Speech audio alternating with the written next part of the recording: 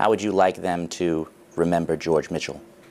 I tried my best. The Fabelmans, directed by Steven Spielberg, is one of the year's most acclaimed films with 7 Oscar nominations. And its climax, an encounter with one of history's most famous Mainers. You know, Roger, you being here on a Sunday is supposed to put us all in a good mood. What gives? Well, you know, if it was sunny and beautiful, I wouldn't be here. But no, it doesn't always work that way. Good morning, Nora, or should I say howdy to you and everybody else watching. Well, they're reacting as best they can, Megan. Many of them haven't been able to drive out of this road over the last 2 days. Look behind me here. That's part of Gowdy Road as the dump truck is about to obstruct it. John, it almost feels like Groundhog Day, us being up here. No Sonny and Cher, of course, but the people are waking up here just about every day to more flood and road damage.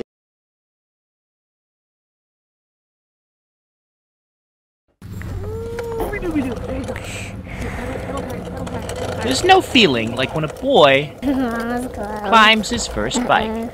Yeah, look, good. Especially one he can talk to. Cranking, cranking, cranking, cranking, cranking. Like it, go back in the puddle. 3-year-old Will Fuller Wright of Rockland knows that feeling well, after his parents bought him his very first bike. One a bit more super than most. Why is Spider-Man your favorite superhero? Because he saves money by catching bad guys in the net. But last week, on Will's first day out with the bike, there was one bad guy Spider-Man couldn't avoid. My bike got stolen there. We went to Walgreens and we stopped and put his bike on the sidewalk and went inside to get him a little candy treat and said, "Woohoo, you made it half a mile." We came out and the bike wasn't there. And I walked up and down the length of the sidewalk thinking, because there's those big cement columns, so I thought maybe I just couldn't see it, but it wasn't there. Security footage showed that someone did see it and took it, along with Will's mother, Liz Fuller Wright's faith in her fellow neighbor. It was a mix of emotions. I mean, sad, disappointed, you know, angry at the state of humanity. He's 3 years old. This is his first bike. And you don't want to think that anybody would do that. Rockland police posted a surveillance video of the thief on Facebook to try and find the stolen bike. But what they found instead was something priceless. I happened to put Facebook on and I saw that story about the little boy who had his bike stolen. The woman you're hearing from is homeless and wishes to remain anonymous. She's based out of her car, which is where she was at an Oxford County gas station when she saw the news and decided to act. What this little boy was thinking when he came out of that store with his mom and saw his bike missing, I cried. I worry about what that little boy would be growing up and thinking about the world. I went to Walmart and I purchased the one and only bike, got him the helmet, the lock, and then I took it to Rockland. She spent what little money she had on the identical bike and dropped it off at the Rockland police station. The department's subsequent Facebook post received an overwhelming reaction, with the Mid-Coast Recovery Coalition now accepting donations for her as a means of thanks. But for Will and Liz, no amount of thanks would be enough. I was able to give her a call and we spoke for a few minutes. And she told me her story and I couldn't believe it. She's not someone flush with cash, but she gave so much, so generously to a little boy she'd never met, never known, because she wanted him to be happy. She didn't want him to think that there were bad guys in the world. She wanted him to have faith in humanity. If you were to meet this boy, what would you say? I think I would probably just cry, you know, to see the happy joyness in his face. And I'd probably let him know that no matter what happens in life, we go through our troubles, our ups and downs, but there's always somebody out there that's watching over us. He's never alone. And so for Will, his first bike is now his second. And the superhero whose name it bears is also second to the real hero who showed a little boy that superheroes do exist. In Rockland, I'm James Corrigan with Maine's Total Coverage.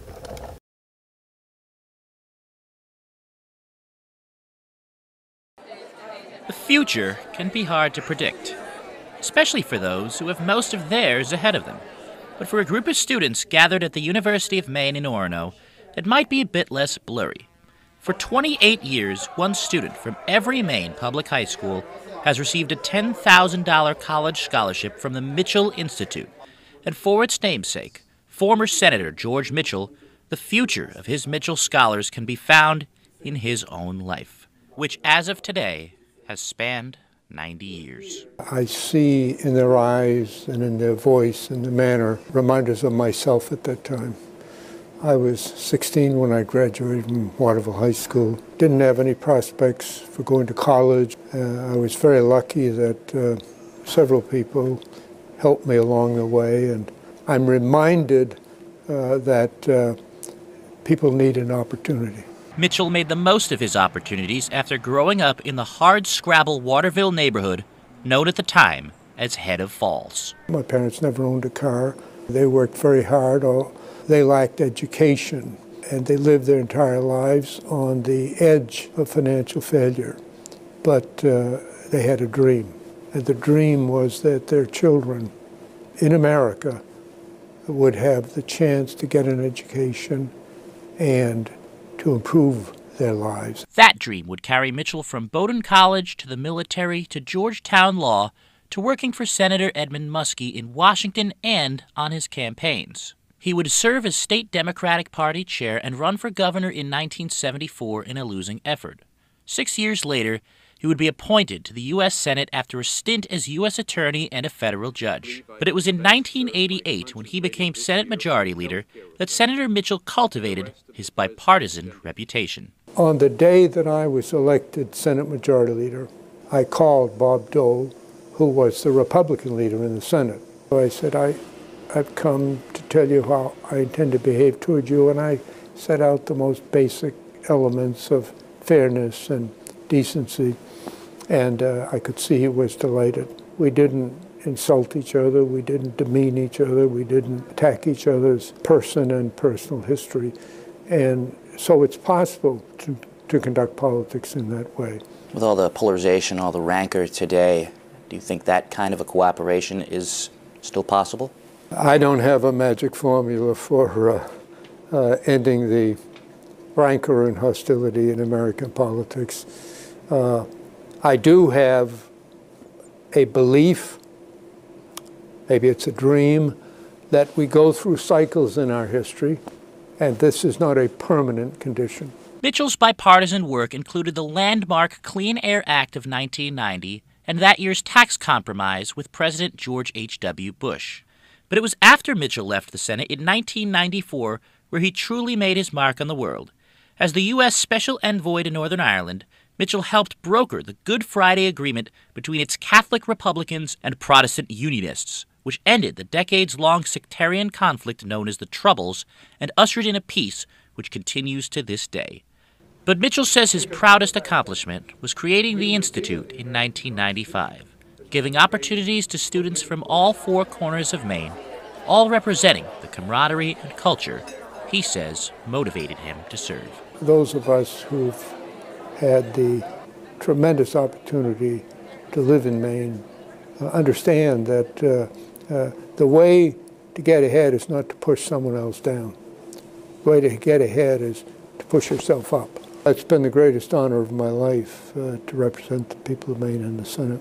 His appearances before the people, however, have become sparse since his diagnosis of leukemia in 2020. Chemotherapy may have limited him, but it has not limited his commitment to the Institute, which has given over $24 million to more than 3,600 students since its creation. With 90 years now in George Mitchell's rearview mirror, the future of his legacy lives and breathes in the young people of Maine who possess the grit and desire of a kid from Waterville who changed the world. All the students here today, all the people that are here today, all of the Maine people that you've served and that you've met over the years, how would you like them to remember George Mitchell? I tried my best to represent the people of Maine fairly and responsibly. And after leaving the Senate, I'm trying my best to see to it that every child in Maine has the same chance in life that I had.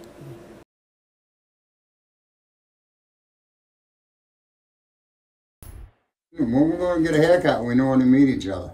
Yeah. Right here. A haircut can come in many different varieties, from a shave to a trim to take off a lot or just a little off the top. But at a little off the top barbershop in Brunswick, it's not just about what's taken off, it's about what's given back. You need a haircut, come in and get one. Don't worry about whether you can pay for it or not. It's the way that owner Lynn Cressy was raised as one of 6 children in a military family, with the mantra of paying it forward, transferring from the barracks to the barbershop. But it would end up being Lynn who needed the help, after her father and husband both passed away within the last 2 years.